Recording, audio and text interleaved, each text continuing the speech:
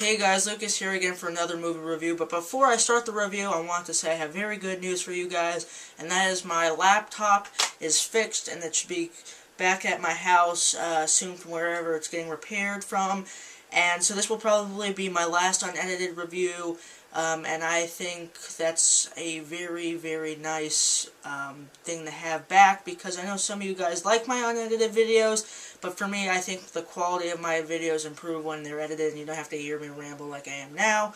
So, I think that's very good news, and I'm excited to use that thing again and actually be able to edit my videos the way I want it. So, for right now, this is my last unedited video, but nevertheless, it's a big video because it's the review for Prometheus, one of my most anticipated summer movies, and one of the most anticipated movies of the year, in my opinion. And this movie was probably in my top 3 summer movies that I put in my list in that video. And one is because I'm a big fan of Ridley Scott's science fiction films. I like Alien a lot. Blade Runner is very good. I haven't seen it in a while, but I have to see it again. But I remember liking it a lot. So I was really excited to see him go back and kind of make this Alien prequel, whatever he calls it. It's not really a prequel, it just has strands of alien DNA, as he likes to call it, but I was really excited for that. And this one, it follows a group of scientists looking for the origins of humanity, so they go to this distant planet where they find from these stars that they find, these cave paintings that all have the same kind of stars in each of the carvings. So these lead them to a planet where they discover they try to discover the origins of humanity, and of course not everything is as it seems, and people start to get picked off one by one. Now, this sounds kind of like a slasher flick, but once you see Prometheus, it's a lot more complex than that, and that's one of the things I really liked about it. But I have to say, Ridley Scott is a master of creating worlds, because whatever his films are, he really manages to make you believe like you're actually in that world, whether it be Alien or Blade Runner or even something like Robin Hood. Either way, whatever movie he does, he really manages to thrust you into this distant planet, and that's no exception here. And the movie looks fantastic. Looks like it cost like $300 million to make, but the landscapes look terrific, and I saw it in IMAX 3D, so it really makes me feel like I'm in that world, and it was pretty incredible. And the acting by everyone's really good. You got Noomi Rapace, who's the girl, the Swedish version of the girl with the dragon tattoo, as the lead scientist. Elizabeth Shaw, she's kind of like the Sigourney Weaver, Ripley type character. And then you got this guy named Logan Marshall Green, who is her boyfriend, who is also a scientist, and he's more of an atheist, while she still kind of believes in Christianity and stuff like that. You got Charlize Theron in there. You got Idris Elba, who plays like the captain of the ship Prometheus, and then the Scene Stealer himself, Michael Fassbender, as the android David. This guy just knocks it out of the park whatever movie he's in. I haven't seen Shame, but him as Magneto is one of my favorite performances in a superhero movie. He just kills it in everything, and he is no exception here. You really think he's an android, but you still care for him, even though he doesn't really have any emotions. And he does some stuff in this movie that you're not supposed to like, but he's still a character that you root for, and I really dug him a lot, and he was amazing. And also another thing that Ridley Scott does, terrifically well is the tension, and there's definitely some parts of this movie that are going to have you jump, and some really, and I mean way more gruesome than some stuff in the original Alien. There's some stuff in here that's pretty insane, and there's one scene that had my whole theater squirming, and to me was scarier and more intense than the chest-bursting scene in Alien. I'm just going to say that right now. If you've seen the movie, you know what scene I'm talking about. I was like biting my nails for like that whole scene. I was on really like stomach turning stuff. So Ridley Scott, he's kind of the master. I think that's what I like about when he does sci-fi movies the most, is just the way he just makes everything build up, and then you get this one point where you don't really expect it, and then you just get this craziness. So I think Ridley Scott builds that up really well. And also the score, I don't know who did the score. The score is very good. It has like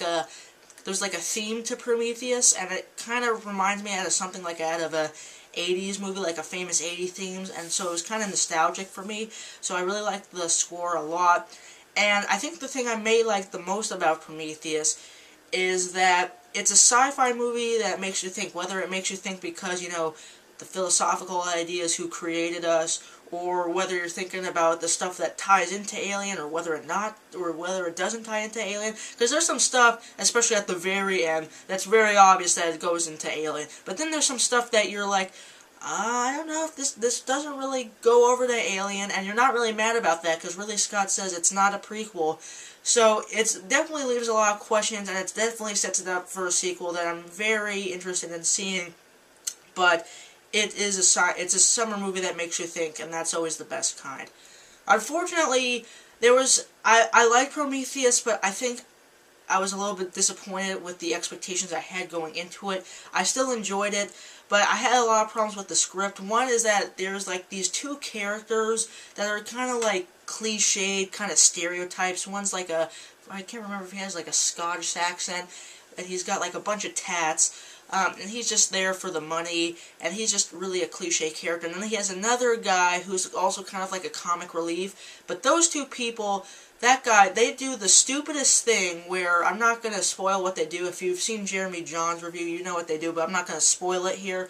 But they do something that's so stupid that it really just, like, it makes no sense. I don't know why they kept that in. I mean, obviously they kept it in the movie because it plays a big part, kind of sets off the whole movie, the whole second act, but they could have just handled it a lot better, and it was incredibly stupid.